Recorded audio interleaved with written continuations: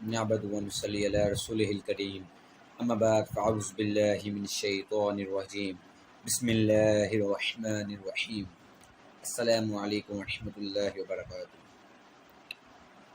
Today our topic is کہ معافی مانگنے سے آپ کی ایگو ختم یا آپ کی ایگو ہرٹ یا آپ کی ایگو پر کچھ فرق نہیں پڑتا. ہم اکثر غلطیاں کرتے ہیں کیونکہ انسان ہیں، بشر ہیں، غلطیاں ہو سکتی ہیں، کوتاہیاں ہو سکتی ہیں. ہم غلطیاں کرتے ہیں، لوگوں کے ساتھ برا کرتے ہیں، لیکن ان سے معافی نہیں مانگتے. صرف انا ہوتی ہے ہمارے اندر، ہم پہل نہیں کرتے معافی مانگنے میں. اگر ہمارے بھائی کے ساتھ ناراضگی ہے تو ہم بھائی سے معافی نہیں مانگتے، بہن کے ساتھ بہن سے معافی نہیں مانگتے. اور اکثر اوقات ہم غلطیاں خود کرتے ہیں لیکن ہم چاہتے ہیں کہ دوسرا ہم سے معافی مانگے. ہم سمجھتے ہیں کہ اگر ہم معافی مانگ لیں گے یا ہم پہل کر لیں گے تو ہماری عزت میں کمی آ جائے گی، ہماری عزت کم ہو جائے گی. یہ ہم سمجھتے ہیں، یہ ہمارا دعویٰ ہے. پتہ نہیں جو ہے ہماری انا ختم ہو جائے گی، ہماری ایگو ہرٹ ہو جائے گی اگر ہم معافی مانگ لیں گے. تو ایک دفعہ غزوہ حنین میں مسلمانوں کو شکست ہوئی تھی. اگر آپ اس کی تاریخ پر اس کا واقعہ پڑھیں تو غزوہ حنین میں جو حوازن کا جو قبیلہ تھا وہ جاڑیوں میں چھپا تھا، اور مسلمان جو ہے وہ پہاڑی سے اترے تھے تو تیروں سے برسات ہوئی تھی، تو وہ ریل چل پھر کے جو ہے وہ شکست ہوئی تھی. تو تب ایک صحابی رسول صلی اللہ علیہ وآلہ وسلم نے آپ صلی اللہ علیہ وآلہ وسلم کے ہاتھ مبارک پر، جو آپ صلی اللہ علیہ وسلم کا ہاتھ تھا، اس پر اپنا پاؤں رکھ دیا تھا. پاؤں میں جوتا تھا. اب وہ جوتا عام تو نہیں تھا، اس طرح کے آج ہوتے ہیں اس طرح کا نہیں تھا، بلکہ وہ جنگلی جوتا تھا، اور جنگلی جوتا. تو وہ آپ کے ہاتھ پہ لگا تو آپ کے منہ سے نکلا او جاتا نہیں. آپ کے ہاتھ میں ایک چھری تھی، ڈنڈا سوٹا وغیرہ نہیں تھا، چھری تھی. وہ آپ نے اس کو ماری اور کہا او جاتا نہیں. پھر دیکھ کے تو چلو میرے ہاتھ پھس گیا، میں درد ہوا. تو وہ صحابی نے لوہے کی زرہ پہنی تھی، اور لوہے کی زرہ پر تو تلوار بھی اثر نہیں کرتی، تو چھری نے کیا اثر کرنا تھا. وہ چھری ماری، وہ صحابی گزر گئے. وہ جب گھر پہنچے تو وہ سوچتے گئے کہ میں نے آج نبی کریم صلی اللہ علیہ وسلم کے ہاتھ پر اپنا پاؤں رکھ دیا، پتہ نہیں میرے ساتھ کیا ہوگا، کیا انجام ہوگا. اللہ کی طرف سے کوئی وحی آئے گی اور میرے ساتھ برا ہو جائے گا، مجھے عذاب دینے کی یا کوئی بھی سزا دینے کی جو ہے حکم آ جائے گا. وہ ڈر رہے تھے. صبح فجر ہوئی، فجر کی اذان ہوئی تو اعلان ہوا اس کے بعد کہ جس صحابی کا کل آپ صلی اللہ علیہ وآلہ وسلم کے ہاتھ مبارک پر پاؤں آیا تھا وہ پیش ہو، وہ حاضر ہو. تو وہ ڈر گیا. لو جی، جس چیز کا ڈر تھا وہی ہوا، آ گئی وہی اللہ تعالیٰ کی طرف سے. وہ آپ صلی اللہ علیہ وآلہ وسلم کی بارگاہ میں پیش ہوئے. وہ آپ صلی اللہ علیہ وآلہ وسلم نے کہا کہ میں آپ سے معافی میں چاہتا ہوں، معافی مانگتا ہوں، مجھے معاف کر دیجیے. کل میں نے آپ کو بے دہانی میں چھری مار دی تھی. میں پہلے بھی بتا چکا ہوں کہ انہوں نے لوہے کی زرہ پہنی تھی، اس پہ تلوار سے نہیں کرتے، چھری نے کیا اثر کرنا تھا. اور آپ نے وہ جوتے والی بات نہیں کی جس کی وجہ سے آپ نے چھری ماری تھی.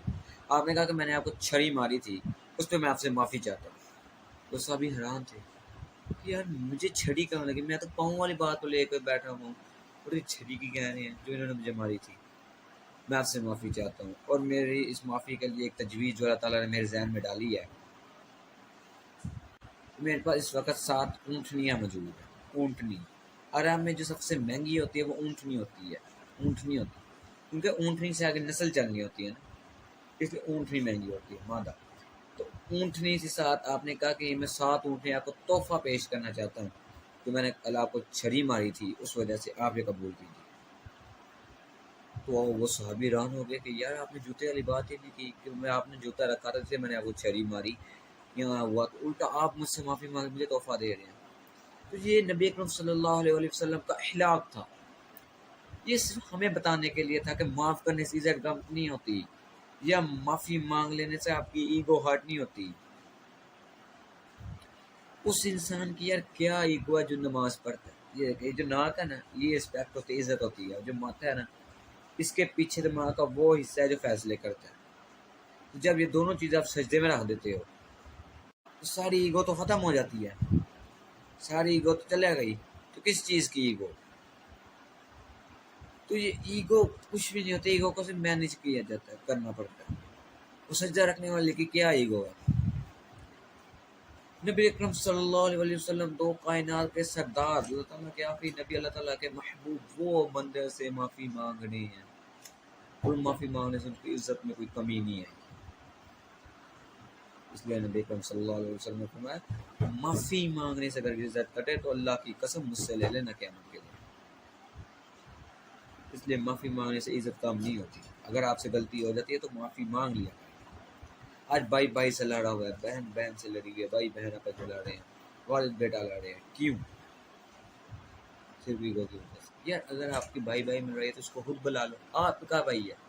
اگر دوست کے ساتھ لڑائی ہے، بے وفا نکل آیا، تو آپ یہ بات یاد رکھیں کہ اس بے وفا کے پاس جو کروتے وفادار ہو وہ آپ ہو۔